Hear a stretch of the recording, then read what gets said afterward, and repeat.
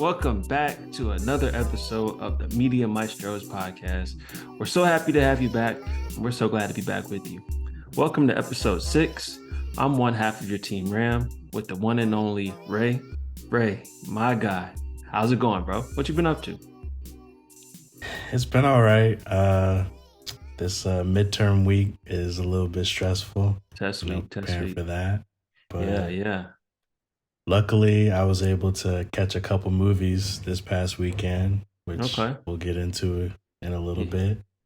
Yeah. And I believe you also watched a couple. Is that right? Yeah, I've been out, man. You know, it's springtime. It's getting spring, so I had to pull out the beanie. Whatever logic that makes. Sure. Yeah, man, but glad to be back. I had a fun weekend, got to be with some family, appreciated that, but also got to see some very interesting movies and shows for the Media Maestros. What'd you get to catch this weekend? So the first one that I was able to see was something that we had spoken about previously, but I hadn't got the chance to see it myself. So I went out and saw Creed 3. The one and only. And I actually, I prepped for it. I watched the second one right before watching the third one just to refresh my memory of what happened in that previous film and whatnot. And going into the third one, I was excited. I was ready for some great fight scenes, which I've known to expect from this franchise, and I think it delivered in that aspect for sure. Now, it delivered in the fight scene aspects, or it was a great movie overall? I noticed that you really liked it. That. Okay. I really liked it, yeah. Okay, cool. I thought that I understood what you meant about the story feeling a little bit rushed. Yeah.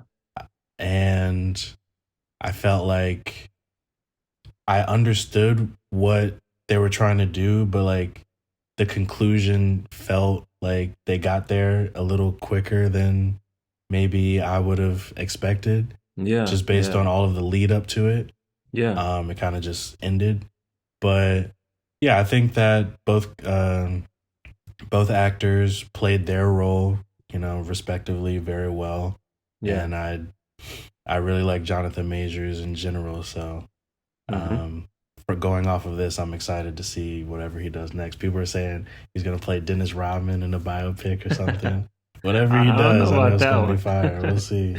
Yeah, I agree. I think whatever he does, it will be fire. It's funny. I actually saw that again this weekend too. Saw it with some family, and I found it to be rushed, as we shared in our last episode. But I think I may have to go back and correct one of my takes. I think last time I didn't put enough respect on Michael B. Jordan's name. And I think he held his own. He was in the ring with a heavyweight, figuratively and literally. And I think he held his own. I mean, he acted his heart out. He showed emotion. He showed passion. He showed anger. He showed happiness. He showed joy. He showed despair. I thought it was really, really elite acting from someone that, as you mentioned, has gotten picked on a lot for his acting. He has. And yeah, when I was watching it, I felt like, as I said before, that he played his role very well. Yeah. He isn't meant to be necessarily the most like dynamic character with a bunch of range. Great point. And he is that kind of solid character that Jonathan Majors, being an antagonist, is able to play around and trying to edge him on in certain scenes and whatnot and showcase that. So I think it worked well putting them together. That's a great point. So maybe, we can walk it back. I still think they might be on two different planets, but maybe it's Earth and Mars. Just Earth and Mars. Yeah, not too far. Not too far. Well, you also saw something else this weekend, right? In theaters? Yeah, I saw another big movie. A movie that is a part of a big franchise. Talking about, the DC movies. The DC. Shazam, Fury of the Gods. Shazam, a big one. 2. Okay. Shazam 2. And, this is coming off of Black Adam. As far as the comic book goes, Black Adam and Shazam are supposed to be, these big rivals. So a lot of people are excited to see Shazam 2 coming off of that. I thought it was a good movie. I liked The way that they, coming off of the last movie, the way that ends and it being like including his family, his foster family, having superpowers and like they're showing how they're working together. Then you have these villains that come in. I didn't necessarily like. I wasn't too enthralled with the plot itself. Okay. I thought it was just like a average superhero, like these people want to take over the world, we got to stop them kind of thing, which is generic, but it was really fun. It was a fun movie. I thought the humor worked a lot better than some recent superhero movies like Thor: Love and Thunder. Compared to that, the humor was a lot better, a lot more palatable. Yeah. There's one thing that bothered me, which was something that one of my coworkers actually brought up that I noticed a lot in this movie, which is how Billy Batson, who is the boy who turns into Shazam, is a very mature, serious character. But then all of a sudden, when he turns into Shazam, played by Zachary Levi, he's like the most goofy, ridiculous. Kid. Yeah, and it's very jarring sometimes because it doesn't make a lot of sense when they go back and forth. So that's one thing that kind of throws me off looking back at it. But that's interesting. Have you seen? Did you see Black Adam? I did. What were your thoughts on that? Because I saw Black Adam when it came out in theaters, and that was my first introduction into Shazam, the lightning bolt, what that all meant. I'm curious what you thought about Black Adam and how that compares. I know there was a lot of somewhat critical feedback on Black Adam. I'm curious what you thought. So I really like Black Adam, actually. It is different than Shazam because it is more serious in a lot of ways. I really like the inclusion of the Justice Society. Yeah. I really like seeing a live action Dr. Fate and Hawkman. I thought that was really cool to bring those characters in. That was actually probably like my highlight, seeing them all fight together. Yeah. But yeah, I did like Black Adam. Did you saw Black Adam, right, too? I did, and it was new for me. I'm actually not very familiar with the DCU as much as I may be of the MCU. So, to see these characters, you said Dr. Fate? Dr. Fate. Dr. Fate and the Hawkman. Played by Pierce Brosnan, yeah. I thought they were great. Aldous Hodge. I thought they were great in their roles, and I thought that they brought those characters to life, especially as someone that had never seen them. Okay. But I really enjoyed it. I had really low expectations, being that I didn't know anything about it. And it definitely surpassed my expectations. You talk about the humor, like it wasn't as stock and kind of corny as the MCU can be these days. Yeah. But I know Shazam is a tad different. Do you think that Shazam lived up to kind of the setup that Black Adam played for it? Or is this maybe a step back in the franchise?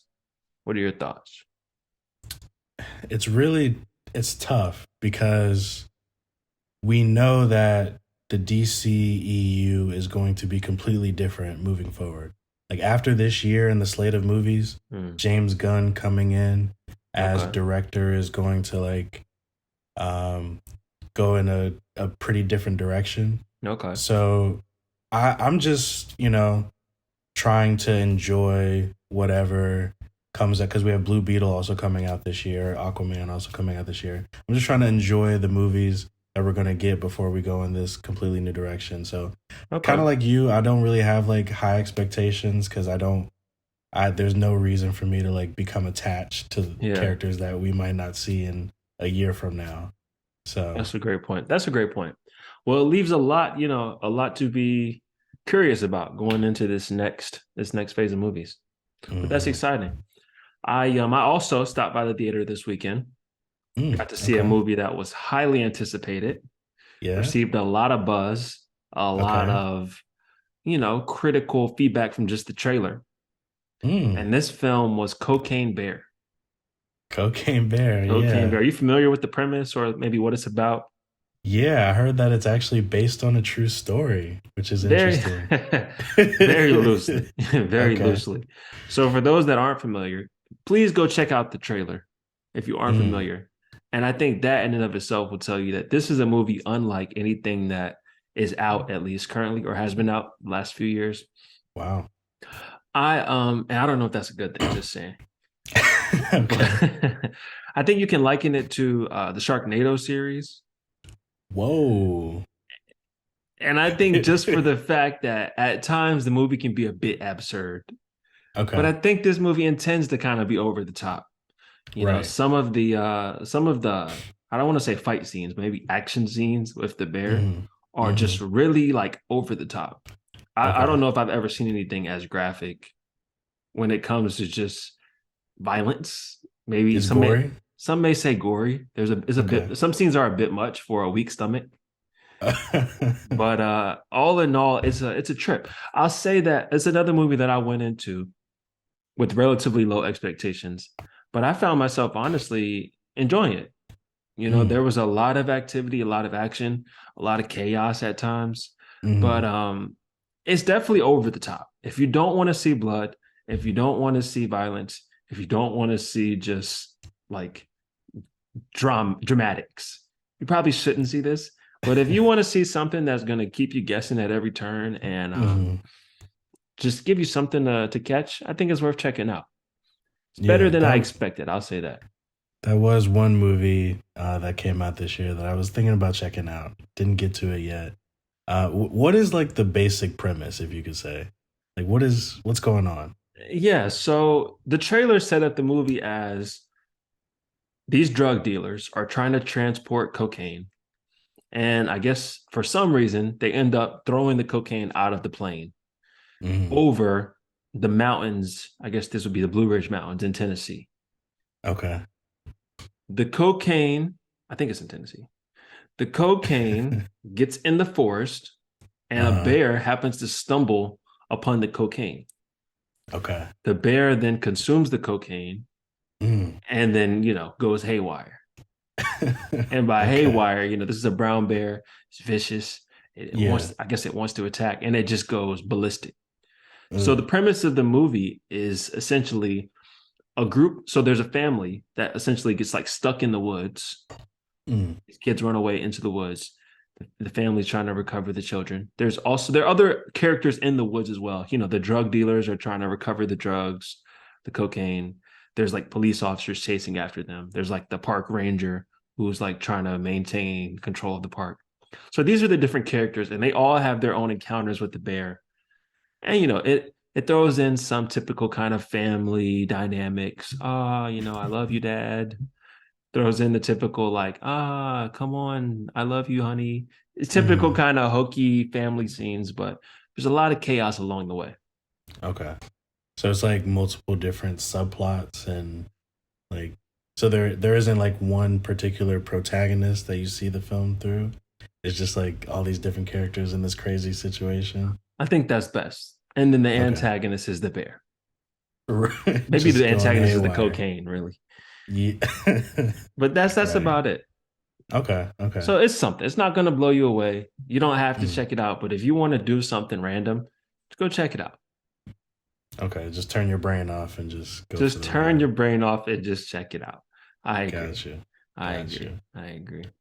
Well, this past week has been a really good week as far as media, movies, and television because one of our favorite shows. Oh yeah, came back on Ted Lasso, and it's coming off of the season finale.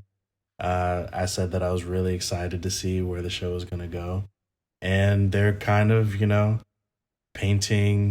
paving the way, seeing how these characters are going to unfold and whatnot. And I thought it was a pretty good start. Did you watch the premiere? So I did. I got home from work one night. I figured I'd kick back, watch a few episodes of my favorite show ever. I go to Apple TV Plus. I see one episode. I'm thinking, this is the Netflix era binge. I guess that time is long gone. There's no more binging. I saw one episode. That's all there was. Oh, did you start watching Ted Lasso like after the first two seasons had already been? Yeah, I actually watched the first season like 6 months ago. Oh, And I okay. just finished, as the audience knows, I just finished the last season like 2 weeks ago. Got So you. I was used to Okay. watching at my pace. This is a thing that they've been doing for a while.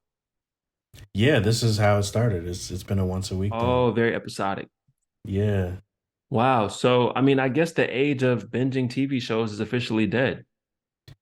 There's been a lot of it's transitioning that way for sure. Yeah, Where once a week, maybe a couple episodes a week. you hate to see it. But I will say that this first episode, I thought it was great. I shared in the last episode that every episode of Ted Lasso leaves me feeling either overjoyed or feeling just moved to tears Mm, or just emotionally connected and invested. I think the ending of this episode, just a perfect slam dunk start off the season. And I mm. use the analogy slam dunk in regards to a soccer show very intentionally. Right. Yeah, I think it's done a good job of, connecting to all of the main characters that you have going into season 3. There's like maybe 3 or 4 different subplots going on. You have, Yeah. obviously Ted Lasso coming off of what happened last season and trying to coach the team. Yeah. You have the boss and, her dealing with Rupert coaching or being the lead of this other team. West You Ham, have yeah. Keeley and what's his name? Roy. The Roy, yeah. Roy Kent, Yeah. their relationship and whatnot. So you kind of feel for all of them as they're going through whatever they're going through. Yeah, so I mean, I think the subplot that stands out the most to me, which I think is, some would say the central plot of the show revolves around Nate and his ascension as the new manager of West Ham. And he's a very polarizing character. I've had a few conversations with friends just about how he's just become this villain, as I mentioned in the last episode. And Yeah. I'm curious, what are your thoughts about Nate's development? I think we're at a spot we can make some predictions and forecasts. Where do you see kind of that story ending up? That's tough. Yeah, he is. It's an interesting way to portray a villain because Hmm. he's not intimidating. Mm-hmm. He's not, well, at least like to us, maybe the people that he's in charge of. Yeah. But you see who he really is as an audience member and how he does get these nervous moments where he feels out of place and he doesn't really know what he's doing, and you and that's actually like really dangerous, because you take in all the bullying that he had and the relationship with his dad Mm-hmm. and put all of those things together, and it kind of creates like this ticking time bomb Mm. inside of him. So I don't necessarily have any predictions. I'm trying to, just see how it goes along, but I'm wondering if it'll be a situation where he's able to, you know, have an epiphany moment and they kind of try to do like the Disney way of like getting the villain back on the right side, or if it's going to be like something that happens where there's no return. I don't know. What do you think? Man, I think that was really well said, first of all. But I Thank also you. I do think the question you posed to kind of wrap that all up is powerful when I think about this show and how this show has operated thus far. It's definitely somewhat rebuked any of the kind of hokey. I mean, Ted Lasso is obviously a very hokey character, but I think in the storytelling, it's been very candid, it's been very Mm, transparent, it's been very real. I couldn't mm, see the show just having Nate wake up one day and say, "Oh, I've been a bad guy." So as I think about his dissension, it mm. I liken it to somewhat of the character. Who was the character in Game of Thrones who was the ended up going mad? Was that Daenerys? Daenerys. And just how over time we saw her development and her growth, and we saw piece by piece what drove her to the edge. I see this show doing that, but much more subtly, but also really eloquently. As you mentioned, Mm, Nate, he's a super empathetic villain. I mean, we've seen him be bullied by the team. mm. We've seen his dad just reject him as a son. We've Right. seen him deal with insecurities that we've all faced. We've seen him deal with self esteem. Mm-hmm. And especially as I see Ted Lasso, on this world or this nationwide tour of mental health, I couldn't see the show just throwing Nate under the bus because in a lot of ways he's a victim. Mm. But that doesn't give him the right to victimize others, as we've seen him Right. just be disrespectful to the team. He had the dumb dumb line with the guy in practice. I mean, he's just. But also, I think about some of the actions he's taken, just wrong turn after wrong turn. Kind of reminds me of Yeah. 400 Blows, and how Mm. all these pieces are adding up to just like when he kissed Keely. I thought that was super like inappropriate, but it's like step by step, he's going further and further to who knows where this could end up. It could be something really drastic. So I'm really interested to see where they take it. There's Yeah, a lot so of am I. potential there. There's a lot of potential there. I agree. I agree. It's going to be an interesting. It's a great show, so I don't think that they're going to just jump the shark at this Yeah, point. I agree. I agree. I agree. Really well said. Well, there was a show that I wanted to, bring to our audience. And this is a show that is relatively old. I was doing some just reviews and thinking of shows that I missed that I'd heard of but wanted to check out. And one of those comes from 2020. It's called I May Destroy You. Have you heard of that show? Are Mm. you familiar with it? I have heard of it, and I believe it got nominated for some awards the year it came out, which is what put it on my radar. But I haven't seen it yet.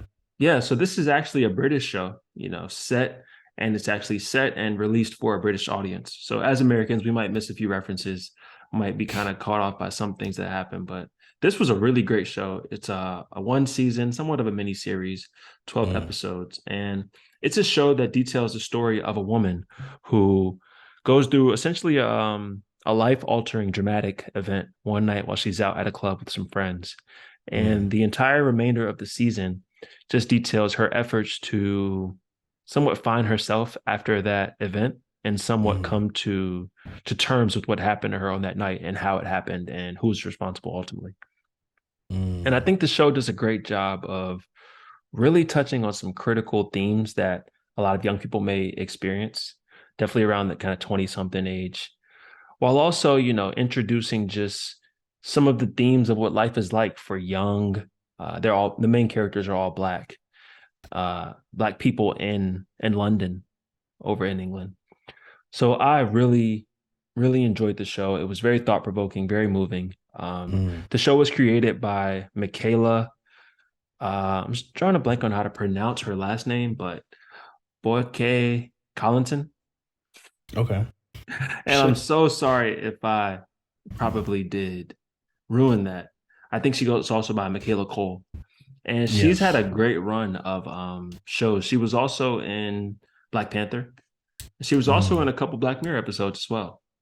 Mm. So that's been that was kind of the start of her breakout into just the national American media. And I'm excited to see where she goes. I think this is a great show, that one series, but she has a lot of potential as a director. She wrote the show herself. So Mm.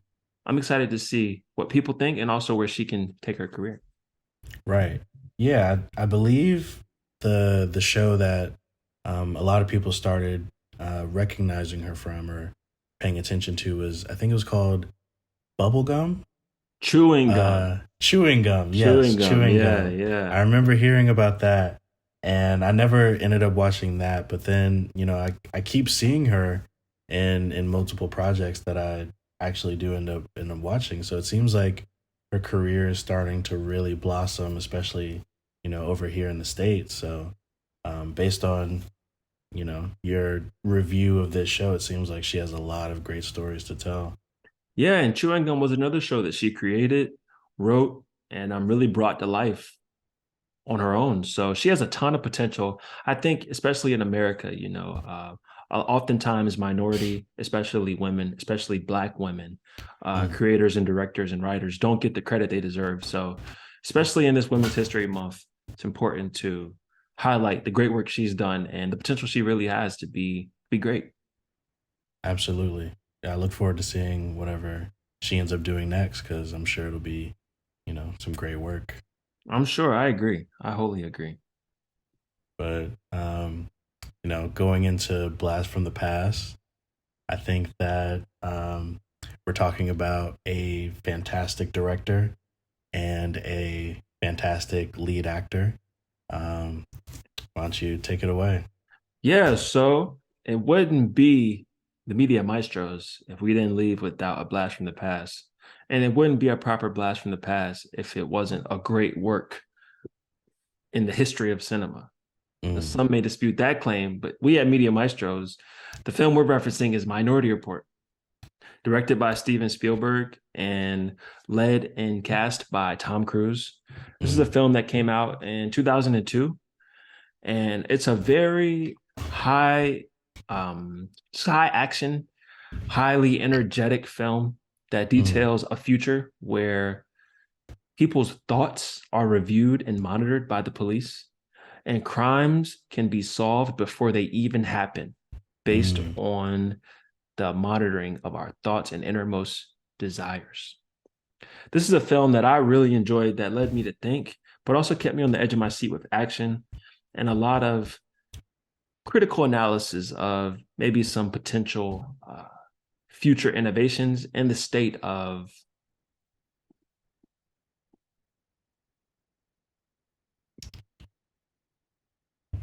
society for the time being.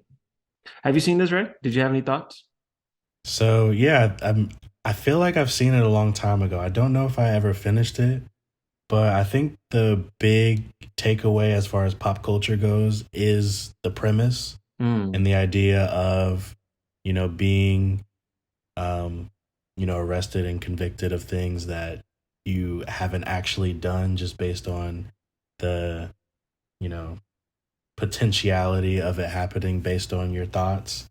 And it is something that is, becoming it's relevant in today's society as we talk about like AI and how much that sphere has evolved and where it could potentially go in the future. Speaking of something that's a little bit over than 20 years ago, things like that, things like Gattaca, which is another kind of science fiction movie that deals with things that, it's possible that we could see people trying to lobby for things like that in the future. Is really interesting, seeing things that are, a couple decades ago still be kind of relevant in the zeitgeist of the world. So I think this is an example of that. Yeah. And, it reminds me of how, a novel such as 1984 could be relevant even today, although it was written in 1949. So it's worth considering how, although the times change, oftentimes society doesn't. And with Very that, true. That's all we have for another episode of Media Maestros. We thank you all for tuning in, for checking us out. Thank you for your listens, for your views, and for your shares. Please follow along. Once again, I'm one half of your team, Ram, with the one and only Ray. Thanks for checking us out. Until next time, peace. See y'all.